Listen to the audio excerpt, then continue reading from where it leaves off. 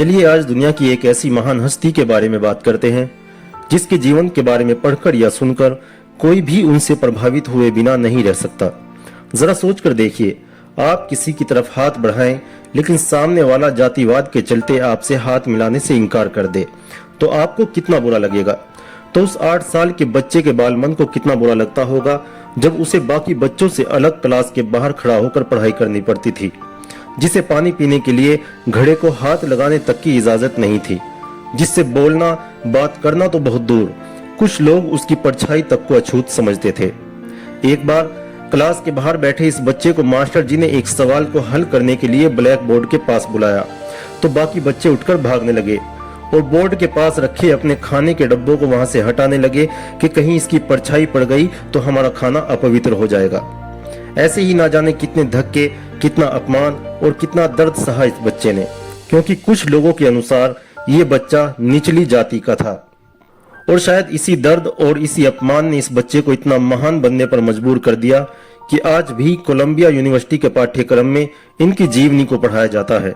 जी हाँ, मैं बात कर रहा हूँ मेरे और हम सब के आदर्श और इंस्पिरेशन बाबा साहेब डॉक्टर भीमराव रामजी अंबेडकर साहब की। बाबा साहेब अंबेडकर अपने जमाने में देश के संभवतः सबसे ज्यादा पढ़े लिखे व्यक्ति हुए। उन्होंने उस जमाने में बंबई के मशहूर एल्फिंस्टन कॉलेज से बीए की डिग्री ली। बाद में उन्होंने कोलंबिया यूनिवर्सिटी और लंदन स्कूल ऑफ इकोनॉमिक्स से पीएचडी की डिग्री प्राप्त की। उस जमाने में उनके पास किताबों का सबसे बेहतरीन संग्रह था। ऐसा माना जाता है कि उनके पास लगभग 50,000 से ज्यादा किताबों का एक भव्य संग्रह हुआ करता था, जो किसी भी इंसान की निजी लाइब्रेरी में दुनिया की सबसे बड़ी लाइब्रेरी मानी जा सकती है। ये बताते हुए मेरे जहन में जॉन एलिया साहब का एक शेर आ रहा है कि तुम जब आओगी तो खोया हुआ पाओगी मुझे, मेरी तन्हाई में ख्वाबों के सिवा कुछ भी नहीं, मेरे कमरे को सजाने की तमन्ना है तुम्हें, मेरे कमरे में किताबों के सिवा कुछ भी नहीं। अंबेडकर की जीवनी लिखने वाले धनंजय गिर लिखते हैं कि वो अपना ज्यादातर समय किताबों के साथ ही गुजारा करते थे और पूरी पूरी रात पढ़ने के बाद भोर में सोने के लिए जाते थे। सिर्फ 2 से 3 घंटे सोने के बाद सुबह थोड़ी कसरत करते, उसके बाद नहाने के बाद नाश्ता किया करते और साथ ही अखबार पढ़ा करते थे। कहते हैं कि जब वो शाम को घर वापस लौटते तो उनके हाथ में कुछ नई किताबों का एक बंडल हुआ करता था। ये पढ़ाई के प्रति उनकी मोहब्बत और श्रद्धा ही थी जिसकी वजह से बाबा साहेब ने 32 डिग्रियां हासिल की और 9 भाषाओं के ज्ञाता बने। एक अछूत समझे जाने वाले बच्चे से लेकर 32 डिग्रियां हासिल करने तक का सफर इतना आसान तो नहीं रहा होगा। इसी कठिन सफर को तय करके बाबा साहेब एक आम से बच्चे से महामानव तक कहलाए। कुछ तो खास था इस इंसान में कि 100 सालों के बाद भी हिंदुस्तान को कोई दूसरा अंबेडकर आज तक नहीं मिला। डॉक्टर अल्लामा इकबाल का शेर याद आता है कि हजारों साल नरगिस अपनी बेनूरी पे रोती है, हजारों साल नरगिस अपनी बेनूरी पे रोती है, बड़ी मुश्किल से होता है चमन में दीदावर पैदा। इसलिए कहता हूं दोस्तों कि अपनी जिंदगी में कम से कम एक बार ही सही, लेकिन बाबा साहेब डॉक्टर भीमराव अंबेडकर साहब की जीवनी हम सबको पढ़नी चाहिए। मुझे इस बात ने सबसे ज्यादा प्रभावित किया कि अंबेडकर चाहते तो एक अच्छी सी नौकरी करके अपनी पूरी जिंदगी ऐशो आराम के साथ गुजार सकते थे, लेकिन वो अपने लिए नहीं, हमेशा दूसरों के लिए जिए, अपनी जाति और अपने ही जैसे उन लोगों के लिए जिए जो छुआछूत के, ऊंच नीच के और जात पात के शिकार थे। वो जिए दबे कुचले और शोषितों के लिए, वो जिए आपके लिए, वो जिए हमारे लिए। तो चलिए आज 14 अप्रैल बाबा साहेब की जयंती के शुभ अवसर पर उनके द्वारा कहे गए कुछ कथनों, प्रेरणादायक विचारों को दोहराते हैं जो कि हम सब की जिंदगी और सोचने समझने की ताकत को बदल देने की ताकत रखते हैं। नंबर 1, बुद्धि का विकास मानव के अस्तित्व का अंतिम लक्ष्य होना चाहिए। नंबर 2, जो व्यक्ति अपनी मौत को हमेशा याद रखता है वह सदा अच्छे कार्य में लगा रहता है। नंबर 3, अपने भाग्य के बजाय अपनी मजबूती पर विश्वास करो। नंबर 4, कानून और व्यवस्था राजनीतिक शरीर की दवा है और जब राजनीतिक शरीर बीमार पड़े तो दवा जरूर दी जानी चाहिए। नंबर 5, मैं ऐसे धर्म को मानता हूं जो स्वतंत्रता, समानता और भाईचारा सिखाता है। नंबर 6, यदि मुझे लगा कि संविधान का दुरुपयोग किया जा रहा है तो मैं इसे सबसे पहले जलाऊंगा। नंबर 7, जीवन लंबा होने के बजाय महान होना चाहिए। नंबर 8, जो कौम अपना इतिहास तक नहीं जानती वो कौम कभी अपना इतिहास बना भी नहीं सकती। नंबर 9, सफलता कभी भी पक्की नहीं होती है, असफलता भी कभी अंतिम नहीं होती। अपनी कोशिश को तब तक जारी रखो जब तक आपकी जीत इतिहास ना बन जाए। नंबर 10, शिक्षित बनो, संगठित रहो, संघर्ष करो। नंबर 11, मंदिर जाने वाले लोगों की लंबी कतारें जिस दिन पुस्तकालय की ओर बढ़ेंगी, उस दिन इस देश को महाशक्ति बनने से कोई रोक नहीं सकता। नंबर 12, जो व्यक्ति झुक सकता है वो झुका भी सकता है। नंबर 13, अपने भाग्य के बजाय अपनी शक्ति और कर्म में विश्वास रखो। नंबर 14, ज्ञान हर व्यक्ति के जीवन का आधार है। बुद्धि का विकास मानव के अस्तित्व का प्रमुख लक्ष्य होना चाहिए। नंबर 15, धर्म मनुष्य के लिए बना है, न कि मनुष्य धर्म के लिए। नंबर 16, मैं एक समुदाय की प्रगति को उस डिग्री से मापता हूं जो महिलाओं ने हासिल की है। नंबर 17, शिक्षा सामाजिक परिवर्तन का माध्यम है। समय आने पर भूखे रहो लेकिन अपने बच्चों को जरूर पढ़ाओ। नंबर 18, शिक्षा शेरनी का दूध है, जो पिएगा वो दहाड़ेगा।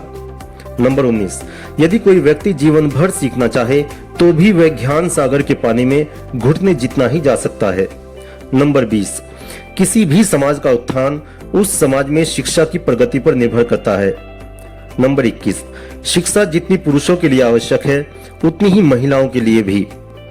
नंबर 22, शिक्षा प्रत्येक व्यक्ति का जन्मसिद्ध अधिकार है और किसी को भी इस अधिकार से वंचित नहीं किया जा सकता। नंबर 23, शिक्षा का उद्देश्य लोगों को नैतिक और सामाजिक बनाना है। आप शिक्षित हो गए इसका मतलब ये नहीं कि सब कुछ हो गया। शिक्षा के महत्व में कोई संदेह नहीं है, लेकिन शिक्षा के साथ साथ नैतिकता भी सुधारी जानी चाहिए। नैतिकता के बिना शिक्षा का मूल्य शून्य है। नंबर 24, इस दुनिया में स्वाभिमान से जीना सीखो। इस दुनिया में कुछ करके ही दिखाना है, ये महत्वाकांक्षा हमेशा आपके अंदर होनी चाहिए। याद रखना, जो लड़ते हैं वही आगे बढ़ते हैं। नंबर 25, असली शिक्षा हमें भयभीत करने की जगह तार्किक बनाती है। नंबर 26, मैं अपना सारा जीवन एक छात्र के रूप में जीना चाहता हूँ। नंबर 27, अगर आपके पास 2 रुपए हैं तो 1 रुपये की रोटी और 1 रुपये की किताब ले लीजिए, क्योंकि रोटी आपको जीने में मदद करेगी और किताब आपको जीना सिखाएगी।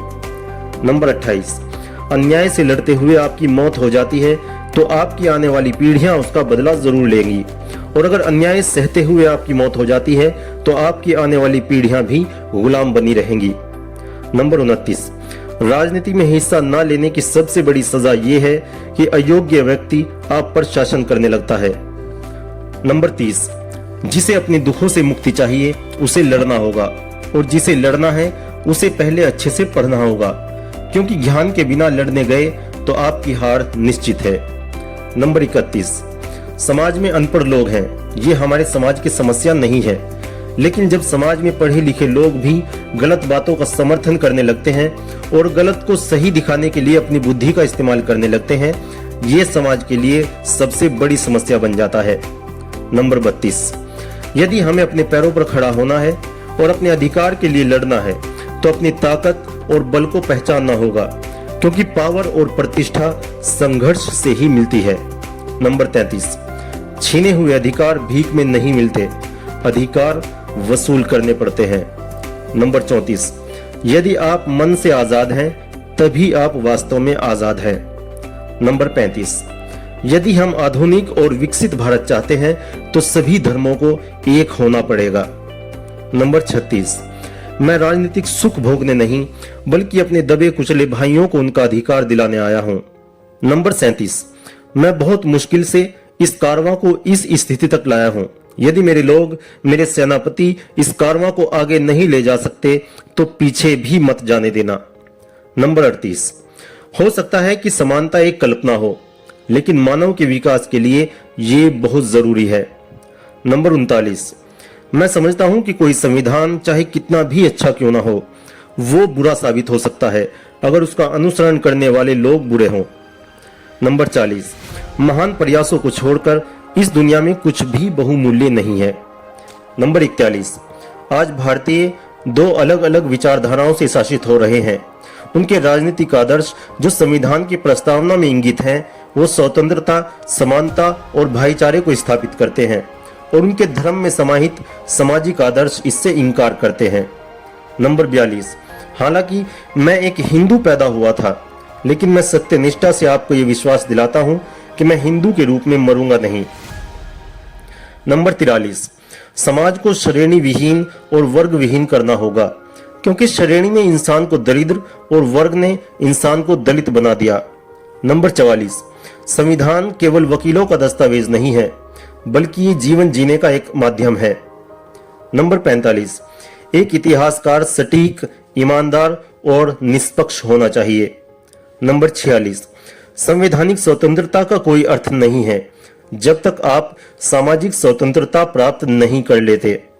नंबर 47, देश के विकास के लिए नौजवानों को आगे आना पड़ेगा।